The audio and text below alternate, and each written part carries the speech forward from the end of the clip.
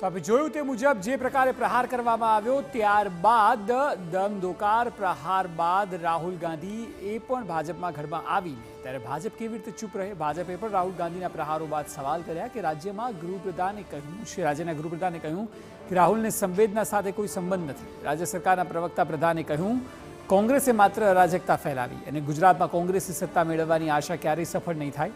પહેલા જે કોંગ્રેસમાં હતા અને હવે ભાજપમાં આવીને ધારાસભ્ય બન્યા છે તે અર્જુન મોઢવાડિયા પણ કહી રહ્યા છે કે રાહુલ ગાંધીને પીડિતો માટે કોઈ સહાનુભૂતિ નથી. આ તો માત્ર ને માત્ર રાજનીતિ છે. રાહુલ ગાંધી અને સંવેદનાને કોઈ સંબંધ જ નથી.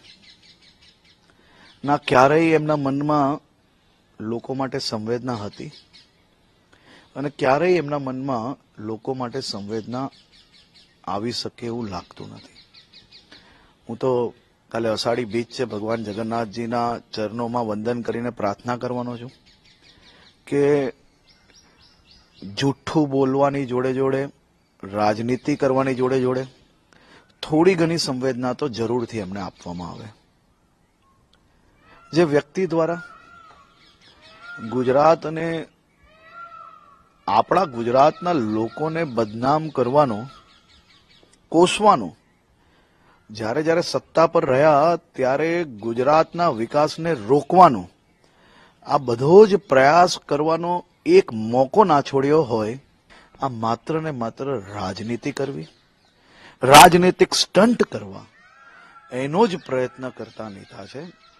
એમને અને સંવેદનાને કોઈ બી પ્રકારનો સંબંધ છે જ નહીં.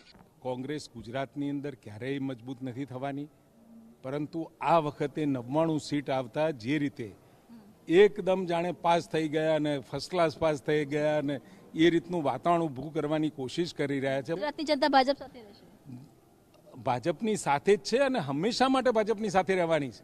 કારણ કે કોંગ્રેસે અહીંયા કંઈ નવું ક્રિટિસાઇઝ કરે, વિરોધ પક્ષ છે ચોક્કસ, પરંતુ એ ક્રિટિસિઝમ કેવું હોવું જોઈએ, એ રચનાત્મક હોવું જોઈએ, ભૂલો શોધીને બતાવવી જોઈએ.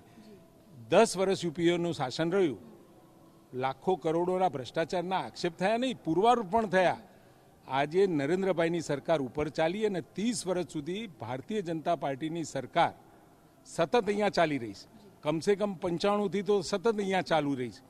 ક્યારે પણ એમને કરેલા કોઈ પણ આક્ષેપ કેવળ જૂઠું બોલવાના સ્વરૂપમાં એક પણ આક્ષેપ આજ સુધી પુરવાર કરવામાં કોંગ્રેસ ક્યારેય સફળ નથી રહી. માત્ર ગુજરાતને બદનામ કરવાના બાના માટે રાહુલજી ગુજરાતમાં આવ્યા છે અને એ બાને પોતાની રાજનીતિ કરી રહ્યા છે. ત્યારે મારે રાહુલજીને કહેવાની છે કે જો ખરેખર તમને ગુજરાતની જનતાની ચિંતા હોય તો જ્યારે ગુજરાતની જનતા તકલીફમાં હોય ત્યારે આવવું જોઈતું હતું, પણ ગુજરાતને બદનામ કરવાની જે વર્ષોની પરંપરા છે એ હવે છોડવી જોઈએ. છોડી અને રચનાત્મક ભૂમિકામાં આવવું જોઈએ. જે રાજકીય પક્ષો છે એકબીજાના સામે વિરોધ પ્રદર્શિત કરવો એ સૌનો અધિકાર છે. એ અધિકાર કોંગ્રેસ પણ ભોગવે છે. એ વખતે રાહુલજી કેમ ના આવ્યા? અને ખરેખર જો એમને ચિંતા હોય તો એમણે રાજકોટ જવું જોઈતું હતું. એને બદલે આ બાના જે પોતે આવ્યા છે રાજનીતિ કરવા, એ બાના હેઠળ પીડિતોની સહાનુભૂતિ મેળવવા માટે રાજકોટના પીડિતોને અમદાવાદ બોલાવ્યા છે. તો એ આટલા વખત પછી આ માત્ર રાજનીતિ કરવા શું, એ બીજું શું છે?